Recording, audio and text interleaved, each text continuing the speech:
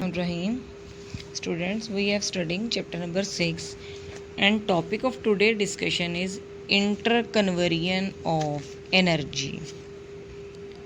Energy के बारे में बच्चे बड़ी मज़े की बात है कि एनर्जी जो है ना ये डिस्ट्रॉय नहीं होती है।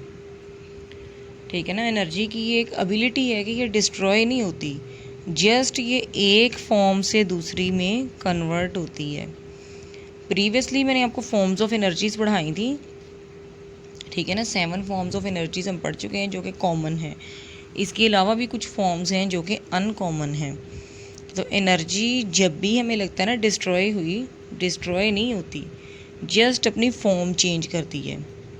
जैसे जब हम अपने हैंड्स को रब करते हैं तो हमारी क्या होती है, muscular energy rubbing of hands में यूज़ होती है। ठीक है ना, यही हमारी मस्कुलर एनर्जी ही हमें मैकेनिकल एनर्जी में कन्वर्ट करने में काम आती है। यानी मसल्स की मैकेनिकल एनर्जी, मसल्स हिलते हैं ना, मसल्स में एनर्जी होती है। मसल्स की एनर्जी जो है ना वो हीट एनर्जी में कन्वर्ट हो जाती है, क्योंकि हमें जब हम हाथों को आपस में रब करते हैं तो हमें हाथ गर्म लगने लगते हैं। तो रबिंग ऑफ हैंड से मैकेनिकल एनर्जी हीट एनर्जी में कन्वर्ट हो जाती है। ठीक है ना, इस तरह जब हम लोग पेंसिल से लिखा हुआ कोई रबर से रब करते हैं उसमें भी क्या होता है, हमारी मैकेनिकल एनर्जी हीट एनर्जी में कन्वर्ट हो जाती है, जिससे वो रबर रब करती है सरफेस के ऊपर और काम करती है। ठीक है ना, अब बच्चों यहाँ पे हम कुछ नेचुरल प्रोसेसेस भी पढ़ेंगे जिसमें एनर्जी चेंजेस का फिनोमेना होता है। तो यहाँ पे बच्चों देखो ज़रा, ये नेचर में कुछ प्रोसेस, बादलों का बनना, बारिशों का बरसना, ठीक है ना, दरियाओं का बहना, ये नेचुरल प्रोसेसेस हैं। इसमें बच्चों एनर्जी चेंज होती है जस्ट। ठीक है ना, एनर्जी चेंज होती है एक फॉर्म से दूसरी फॉर्म में, एनर्जी ज़ाया नहीं होती। ठीक है ना, कैसे? फर्स्ट ऑफ ऑल बच्चों, जो हमारे दरियाओं समुद्रों का पानी है, सूरज की रोशनी में ये गर्म हो जाता है और वेपर्स बनते हैं। सिंपल सी बात है। ठीक है ना, तो ये क्या होता है, जब वेपर्स बनते हैं ना तो वेपर्स अपनी एनर्जी इतनी ज़्यादा गेन कर लेते हैं कि वाटर सरफेस से ही लीव कर जाते हैं।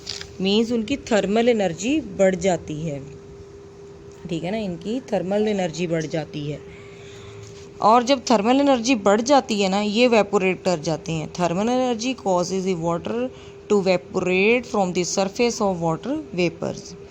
These water vapors rise up and form clouds. As they cool down, they form water drops and falls down.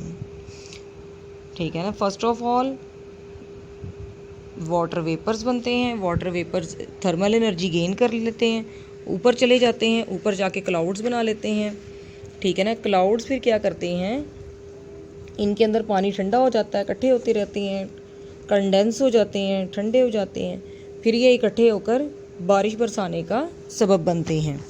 अब बच्चों, जब ये वाटर वेपर नीचे से ऊपर जाता है तो पोटेंशियल एनर्जी गेन करता है, और जब बारिश का कतरा ऊपर से नीचे आता है तो वो पोटेंशियल एनर्जी लॉस करता है, और नीचे आते आते वो काइनेटिक एनर्जी गेन करता है।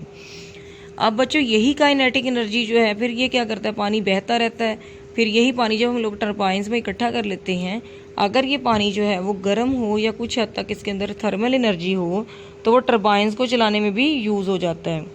ठीक है ना, और इसके अलावा बच्चों, जो बहता हुआ पानी है इसके अंदर इतनी एनर्जी होती है कि ये क्या करता है कि रॉक्स को भी धो देता है।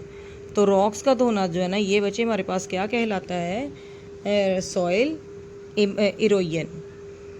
ठीक है ना, तो ये बच्चे इसके देखें, first of all heat energy from the sun is taken up by water vapours in the oceans. This increase the thermal energy and cause the water evaporate from the surface of water vapors. These vapors rise up and form clouds. As they cool down, they form water drops and fall down as rain. ठीक है ना, potential energy kinetic energy में change हो जाती है, और जो फिर क्या होता है, विच लेक एंड डैम। फिर बच्चों, ये पानी जब डैम्स में इकट्ठा होता है तो ये फिर जब बहता है तो यही काइनेटिक एनर्जी इसकी थर्मल एनर्जी में कन्वर्ट हो जाती है, जो पार्ट्स को मूव करवाने में यूज़ होती है। इसके अलावा पानी की काइनेटिक एनर्जी से क्या होता है, ये पार्टिकल्स वगैरह वॉश हो जाते हैं, जो रॉक्स पार्टिकल्स वगैरह, ये सॉइल इरोजन कहलाती है। ठीक है ना, during the inter conversion energy जो है जस्ट बच्चे एक फॉर्म से दूसरी फॉर्म में कन्वर्ट हुई है, लेकिन टोटल एनर्जी जो है ना वो कांस्टेंट रहती है। नेक्स्ट बच्चे हम देखते हैं कि ये देखें, एक साइकिलिस्ट है, वो क्या कर रहा है, एक ढलान वाले सतह के ऊपर चढ़ रहा है। बच्चों जब होती है ना, हमें ऊपर चढ़ना होता है तो हमें वर्क लगानी पड़ता है, वर्क एनर्जी करनी पड़ती है। तो बच्चों यही साइकिलिस्ट, इसको एनर्जी हम देते हैं, ठीक है ना, अपनी एनर्जी लगाकर ये ऊपर चढ़ता है। तो ऊपर जाते जाते ये काइनेटिक एनर्जी लॉस करता जाता है, पोटेंशियल एनर्जी गेन करता जाता है। क्योंकि जैसे जैसे हम हाइट पे जाते जाते हैं, हमें हाइट पे जाना मुश्किल होता चला जाता है। जब ये ऊपर से बच्चे नीचे आएगा, टॉप पे होगा ना, तो इसके पास मैक्सिमम पोटेंशियल एनर्जी होगी, काइनेटिक एनर्जी ज़ीरो होगी। लेकिन जैसे बच्चों ये नीचे आना शुरू हुआ तो ये काइनेटिक एनर्जी फिर से गेन करता जा रहा है, पोटेंशियल एनर्जी लॉस करता जा रहा है। यानी इसको अपने टॉप पे जाने के लिए एनर्जी देनी पड़ेगी, लेकिन उसको वापसी में वही एनर्जी वापस मिल जाएगी।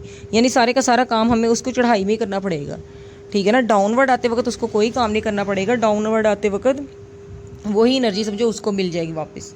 Consider a cyclist trying to climb on the hill as he had to input some of the energy claim to hill the on the hill. At starting point, all the muscular energy is coming converted into kinetic energy. Top पे बच्चे सारी kinetic energy potential में convert हो चुकी है। अब जब cyclist down आना शुरू होगा तो एनर्जी जो है ना वो दोबारा काइनेटिक एनर्जी में कन्वर्ट हो जाएगी, ठीक है ना। तो अब बच्चों देखो, जब काइनेटिक एनर्जी जो है बच्चे लोएस्ट होती है तो वो पोटेंशियल ज़्यादा होती है। तो यहाँ पे बताया हुआ है कि लोअर पॉइंट्स पे काइनेटिक एनर्जी होती है और हाईएस्ट पॉइंट पे जो है ना वो पोटेंशियल एनर्जी मैक्सिमम होती है।